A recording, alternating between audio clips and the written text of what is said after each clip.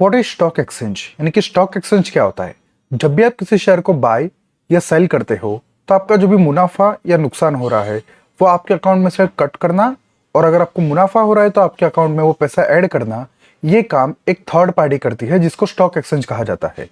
इसी stock exchange का काम होता है, जब भी आप कोई शेयर खरीदते हो तो आपके अकाउंट में से जो पैसा कट रहा है इसके बदले आपको आपके अकाउंट में वो शेयर ला कर देना, यही काम होता है स्टॉक एक्सचेंज का। इंडिया में तो सबसे बड़े स्टॉक एक्सचेंज है, एक है नेशनल स्टॉक एक्सचेंज जिसको एनएससी कहता है, जिसकी शुरुआत हुई थी 1992 में।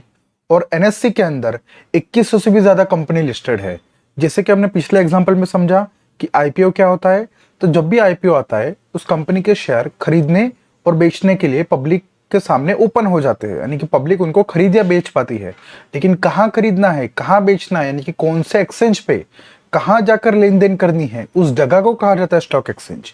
तो ज्यादातर कंपनी नेशनल स्टॉक एक्सचेंज में लिस्ट होती है जो बड़ी कंपनीज होती है, और बड़ी कंपनियों के साथ साथ जो भी छोटी कंपनीज होती है वो बॉम्बे स्टॉक एक्सचेंज यानी कि बीएससी पे लिस्ट होती है, जिसकी शुरुआत 1875 में हुई थी।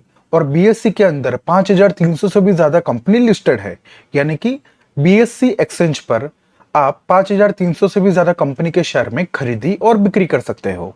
ये दो अलग अलग स्टॉक एक्सचेंज होते हैं। ज्यादातर लोग एनएससी यानी कि नेशनल स्टॉक एक्सचेंज के अंदर शेयर की खरीदी और बिक्री करते हैं, लेकिन ज्यादातर कंपनी के शेयर नेशनल स्टॉक एक्सचेंज पर नहीं होते, तो उन शेयर को आप बॉम्बे स्टॉक एक्सचेंज यानी कि बीएससी के प्लेटफॉर्म पे जाकर खरीद और बेच सकते हो।